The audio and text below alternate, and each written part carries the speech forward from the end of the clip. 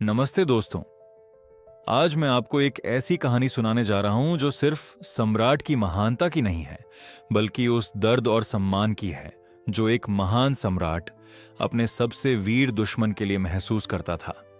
यह कहानी है मगधा के सम्राट देवराज की। अक्सर जब हम किसी युद्ध की बात करते हैं तो हमारे मन में सिर्फ ढोल नगाड़े और जीत का शोर गूंजता है। लेकिन क्या आप जानते हैं, हर बड़ी विजय अपने पीछे कितनी खामोशी और भारीपन छोड़ जाती है। यह कहानी शुरू होती है एक सुबह, जब मगधा का भव्य राजप्रासाद अपनी सबसे ऊंची डेढ़ी पर खड़े सम्राट देवराज के साथ था। पूरी रात राजधानी में जीत का जश्न मनाया गया था। हर गली, हर बाजार में मरुधरा राज्य पर मिली जीत के गीत गाए जा रहे थे। लेकिन डेढ़ी पर बैठे सम्राट देवराज के चेहरे पर वह उल्लास नहीं था जिसकी उम्मीद पूरा राज्य कर रहा था। सम्राट एक बड़े से मखमली झूले पर बैठे थे। उनकी कमर के जख्मों पर एक दासी बड़े ही धीरे से आयुर्वेदिक लेप लगा रही थी। वह दासी डर के मारे कांप रही थी, क्योंकि वह जानती थी कि उनके सम्राट का गुस्सा कितना प्रचंड हो सकता है। पर आज उस गुस्से की जगह एक गहरा विचार था जिसने उनके पूरे चेहरे को ढक रखा था। देवराज की आंखें सामने पूरब की ओर उदित होते सूर्य को देख रही थीं। यह सूर्य सिर्फ उनके विशाल मगधा साम्राज्य पर नहीं, बल्कि उस पहाड़ी और पत्थरीले राज्य मरुधरा पर भी चमक रहा था जिसे उन्होंने कुछ ही दिन पहले अपने अधीन किया था। मरुधरा, जिसकी पत्थरीली वास्तुकला और दुर्जय किले पूरे उपमहाद्वीप में मशहूर थे। उनके मन में अपने शूरवीर सेनापति भास्कर और अपने सैनिकों के लिए गर्व का भाव था। उन्होंने युद्ध के मैदान में अपना खून बहाया था। परंतु इसी के साथ देवराज के मन में एक अजीब सा सम्मान उठ रहा था, मरुधरा के मुखिया प्रभुदत्त के लिए। प्रभुदत्त, एक ऐसा नाम जिसने उनकी नींद उड़ा दी थी।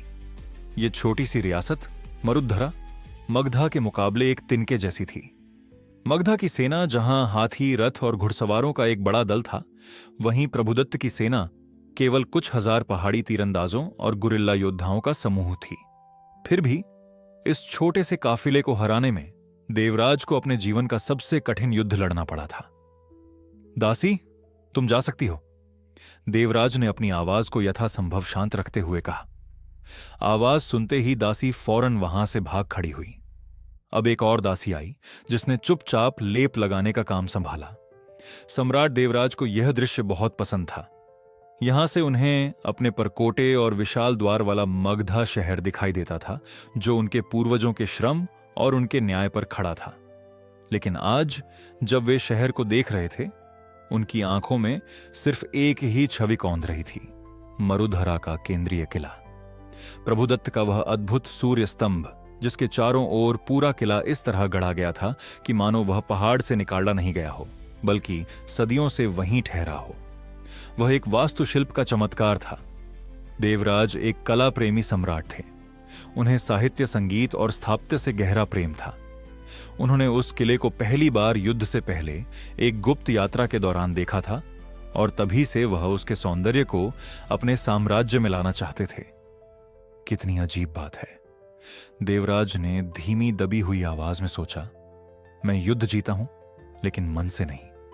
मैंने उनकी ताकत को हराया है, पर उनके शिल्प को नहीं। उनके विचारों के बीच उनके वफादार और चतुर मंत्री विद्यासागर राज डेढ़ी की ओर बढ़ते दिखाई दिए। उनके चेहरे पर आज की जीत का उज्जवल भाव था। देवराज ने दासी और आसपास खड़े सैनिकों को इशारा किया, आप सब दूर जाएं, हमें मंत्री से कुछ आवश्यक बात करनी है। जैसे ही सब दूर हुए, मंत्री विद्यासागर ने झुककर सम्मान दिया। शुभ प्रभात सम्राट। शुभ समाचार, मंत्री ने उल्लास से कहा। देवराज ने उन्हें बैठने का संकेत दिया। कहो मंत्री, मुझे लगा था आज तुम विजय उत्सव की तैयारियों में व्यस्त होगे। तैयारियां तो चल रही हैं सम्राट, लेकिन उससे पहले प्रभुदत्त, वह आपसे मिलने को तैयार है। सम्राट देवराज के चेहरे पर एक चमकीली मुस्कान आई।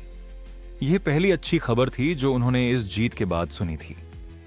यह तो सचमुच बड़ा अच्छा समाचार है मंत्री, सूर्यदेव की यह कृपा है। विद्यासागर ने अवसर देखा और सम्राट की प्रशंसा में शब्दों का पुल बांधना शुरू कर दिया। इसमें सूर्यदेव की कृपा कम, आपके बाहुबल और रणनीति का प्रताप अधिक है सम्राट।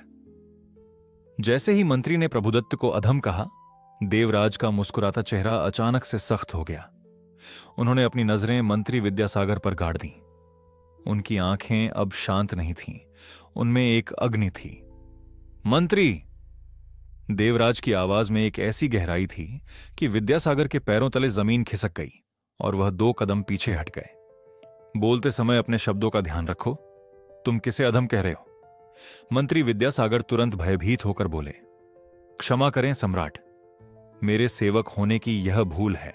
मैं तो बस आपकी कीर्ति का बखान कर रहा था। देवराज ने एक गहरी सांस ली, जैसे अपने गुस्से को अंदर ही रोक डाल रहे हों। उन्होंने अपनी नजरें फिर से विशाल मगधा शहर पर केंद्रित की।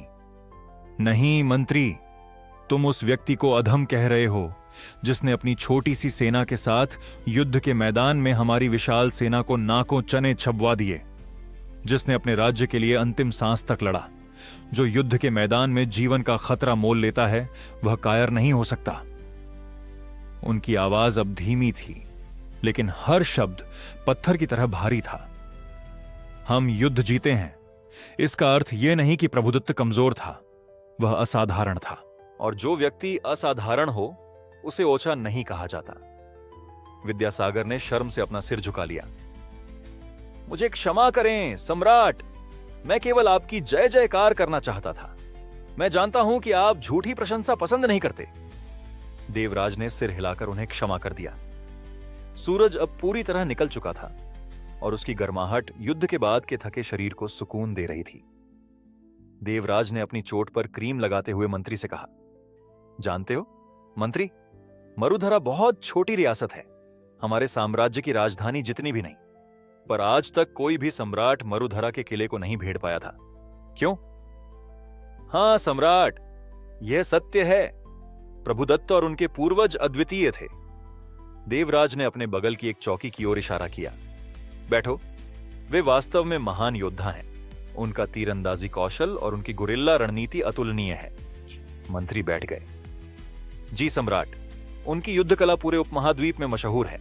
उनकी कला पीढ़ी दर पीढ़ी चलती आई है। देवराज ने सहमति में अपना सिर हिलाया। मंत्री, हमने जितने भी युद्ध लड़े हैं, यह युद्ध सबसे कठिन था। और हैरानी की बात यह है कि मरुधरा की सेना सबसे छोटी थी। मंत्री को यह सुनकर आश्चर्य हुआ कि सम्राट अपने दुश्मन की इतनी तारीफ कर रहे थे, परंतु सम्राट, आपकी अद्वितीय क्षमता ने उन्हें पराजित कर दिया। देवराज ने मुस्कुराकर मंत्री को देखा। हम उन्हें सिर्फ हराना नहीं चाहते मंत्री, हम उन्हें जीतना चाहते हैं। मंत्री विद्यासागर को यह बात समझ नहीं आई। सम्राट, आपने उनके राज्य को कब्जे में ले लिया है, आपने तो उन्हें जीत लिया है। हमने उनकी भूमि जीती है मंत्री, उनके दिल और उनकी अद्वितीय कला नहीं। मेरी योजना कुछ और है। देवराज ने अपनी बात को और स्पष्ट किया। हम मरुधरा को उसका राज्य लौटा देंगे। मंत्री विद्यासागर चौंक उठे। क्या? क्षमा करें सम्राट, पर हमें उनके साथ मित्रता की आवश्यकता नहीं है। देवराज ने सिर झटका। नहीं मंत्री, तुम अब भी उनकी क्षमता को कम आंक रहे हो। यदि उनके जैसे वीर धनुर्धर और कलाकार हमारी सेना और हमारे साम्राज्य का हिस्सा बन जाए, तो हम दुनिया के किसी भी शासक को पराजित कर सकते हैं। मैं चाहता हूं कि हमारी सेना उनसे सीखे और उनका शिल्प हमारे साम्राज्य की महानता बने। सम्राट की इस दूरदर्शी सोच को देखकर मंत्री विद्यासागर विस्मय में डूब गए।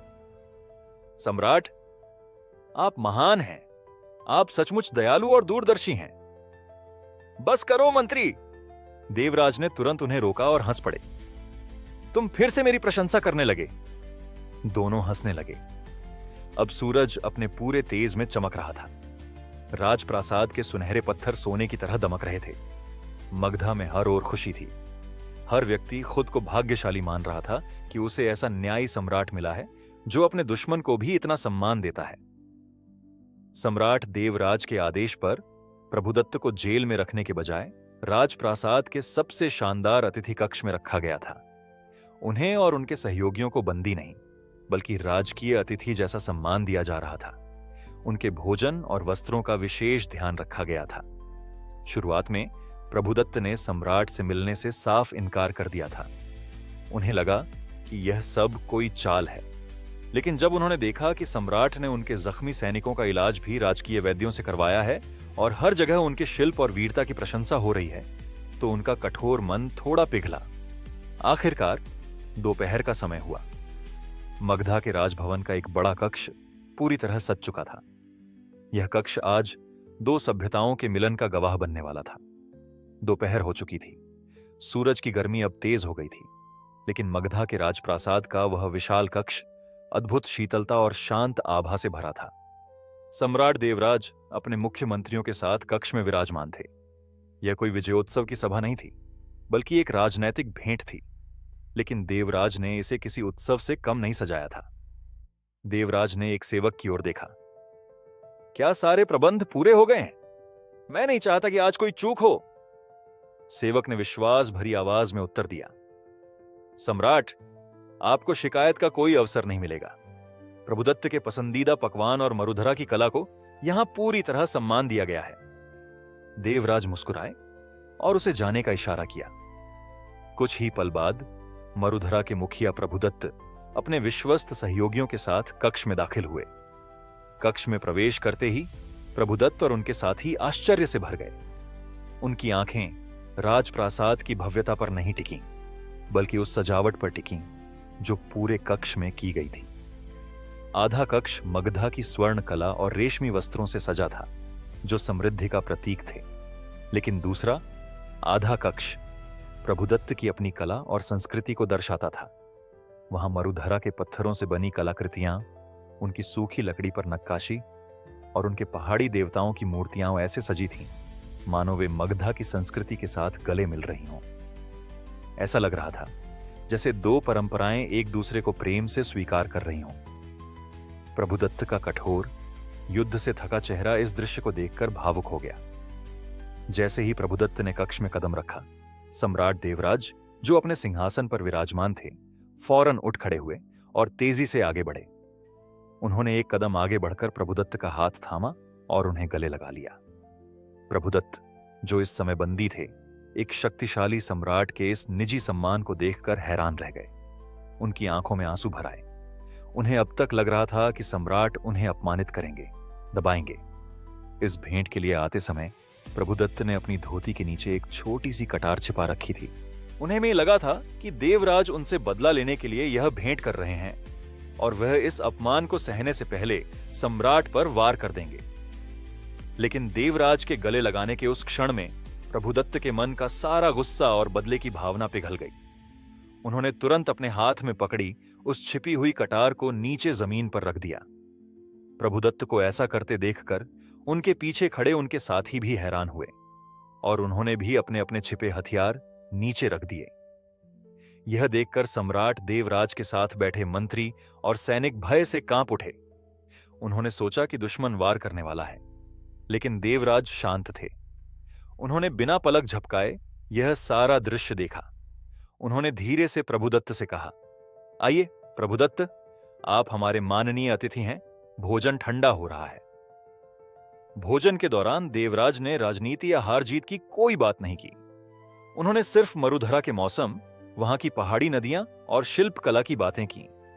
उन्होंने प्रभुदत्त के उन अद्वितीय कारीगरों की प्रशंसा की जिन्होंने पत्थरों को जीवंत कर दिया था। प्रभुदत्त, देवराज ने एक खास पकवान का स्वाद लेते हुए कहा, मैं आपके युद्ध कौशल का सम्मान करता हूं, लेकिन मैं आपकी कला का दीवाना हूं। मैंने सुना है कि आपके पास धनुष बनाने वाले कुछ ऐसे कारीगर हैं जिनके बनाए धनुष चट्टानों को भी तोड़ सकते हैं। प्रभुदत्त को लगा कि सम्राट शायद उनके कारीगरों को पकड़कर मगधा ले जाना चाहते हैं। यह सोचकर उनका चेहरा उतर गया। सम्राट, प्रभुदत्त ने गहरी सांस लेकर कहा, हमारे कारीगर ईंट पत्थरों पर नहीं, बल्कि भावनाओं पर काम करते हैं। वे हमारे पूर्वजों के हैं, उन्हें उनकी भूमि से दूर करना नहीं। नहीं, देवराज ने तुरंत उनकी बात काटी। आप गलत समझ रहे हैं। मैं किसी को बंदी बनाकर नहीं लाना चाहता। मैं तो यह चाहता हूं कि मेरी सेना के सबसे अच्छे धनुर्धर आपके सर्वश्रेष्ठ तीरंदाजों से प्रशिक्षण लें और हमारे कारीगर आपकी अनूठी वास्तुकला सीखें। देवराज ने आगे कहा, हमारा मगधा धन से समृद्ध है, लेकिन आपकी मरुधरा शिल्प और कला से समृद्ध है। मैं मगधा में कला का एक नया युग शुरू करना चाहता हूं और इसके लिए मुझे आपके विश्वास और सहयोग की आवश्यकता है। यह सुनकर प्रभुदत्त निःशब्द रह गए। उन्होंने कभी कल्पना भी नहीं की थी कि एक सम्राट जिसने उन्हें युद्ध में हराया है वह इस तरह की भागीदारी की बात करेगा। यह दमन नहीं था, यह समर्पण था, महानता के प्रति। तब देवराज ने अपनी सबसे बड़ी बात कही, प्रभुदत्त, मैंने आज ही यह निर्णय लिया है। मरुधरा अब से मगधा का मित्र राज्य होगा। आप ही प्रभुदत्त ही वहां के शासक बने रहेंगे, परंतु आपकी सेना और हमारी सेना एक साथ काम करेंगी और मगधा मरुधरा के पुनर्निर्माण में अपना पूरा खजाना लगा देगा। मैं आपसे विजय नहीं, विश्वास मांग रहा हूं। प्रभुदत्त अपनी कुर्सी से उठ खड़े हुए। उनकी आंखों से आंसू बह रहे थे। उन्होंने घुटने टेक दिए। सम्राट, देवराज, आज आपने मुझे युद्ध में नहीं बल्कि सम्मान से पराजित किया है। यह हार मेरी सबसे बड़ी जीत है। आज से प्रभुदत्त और मरुधरा का हर कारीगर, हर सैनिक मगधा के लिए समर्पित होगा। सम्राट देवराज ने प्रभुदत्त को उठाया और उन्हें गले लगाया। पूरे कक्ष में तालियां गूंज उठीं। यह किसी राज्य की हार नहीं बल्कि एक नए साम्राज्य के जन्म का क्षण था। एक ऐसा साम्राज्य जो दया, न्याय और कला पर आधारित था। प्रभुदत्त और देवराज की वह भेंट सिर्फ एक राजनैतिक समझौता नहीं थी, वह दो महान आत्माओं का मेल था। अगले कुछ हफ्तों में इस विश्वास की नींव पर एक नए युग का निर्माण शुरू हुआ। सम्राट देवराज ने अपने मुख्य सेनापति भास्कर को बुलाया। सेनापति भास्कर मगधा के सबसे अनुभवी और पक्के योद्धा थे, जिन्होंने हर युद्ध में देवराज का साथ दिया था। वह युद्ध की रणनीति के अलावा भावनात्मक समझौतों को ज्यादा समझते नहीं थे। भास्कर, देवराज ने कहा, हम मरुधरा के साथ मिलकर एक नया सैन्य दस्ता तैयार कर रहे हैं। प्रभुदत्त के पहाड़ी तीरंदाज हमारी सेना के सबसे मजबूत सिपाही बनेंगे। सेनापति भास्कर ने झुककर सम्मान दिया, पर उनके चेहरे पर चिंता थी। क्षमा करें सम्राट, पर क्या यह खतरा नहीं है? हमने अभी अभी उन्हें हराया है। उनकी सेना को हमारी सेना के साथ इतना घुल मिल जाने देना, वे कभी भी विद्रोह कर सकते हैं।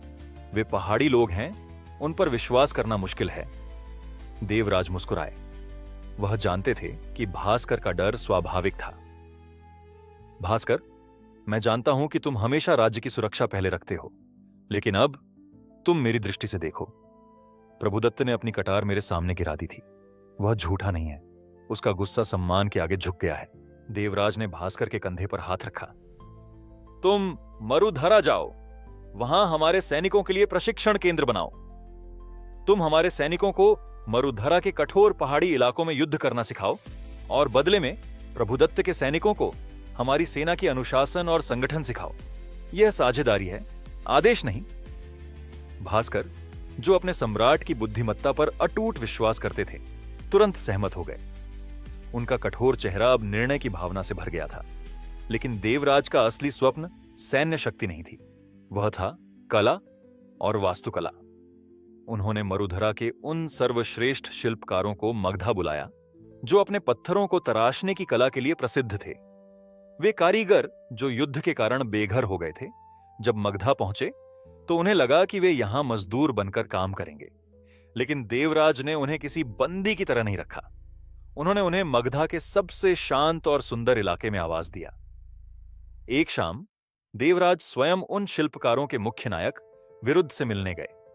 विरुद्ध एक बूढ़ा व्यक्ति था जिसके हाथों में पत्थर गढ़ने की अद्भुत जादू था, लेकिन उसकी आंखों में उदासी थी। विरुद्ध, देवराज ने प्रेम से कहा, मैंने आपका काम देखा है। मरुधरा का वह सूर्य स्तंभ, वह मानव निर्मित चमत्कार है। मैंने अपने जीवन में ऐसी बारीक और भावपूर्ण नक्काशी नहीं देखी। विरुद्ध ने उदास मन से कहा, सम्राट, वह स्तंभ अब टूट चुका है। युद्ध में उसे नुकसान पहुंचा है। हमारा गौरव अब खत्म हो चुका है। उसकी बात सुनकर देवराज का दिल भर आया। उन्होंने शांत आवाज में कहा, नहीं विरुद्ध, पत्थर टूट सकता है पर कला नहीं टूटती, और गौरव तो कभी खत्म नहीं होता। मैं चाहता हूं कि आप मगधा में मेरे लिए अभ्युदय द्वार बनाएं, एक ऐसा विशाल द्वार जिसमें मगधा की समृद्धि और मरुधरा की कला का संगम हो। आपकी कला, जिसे आपने पहाड़ों में छिपाकर रखा था, अब दुनिया देखेगी। मैं आपको स्वर्ण और स्वतंत्रता देता हूं।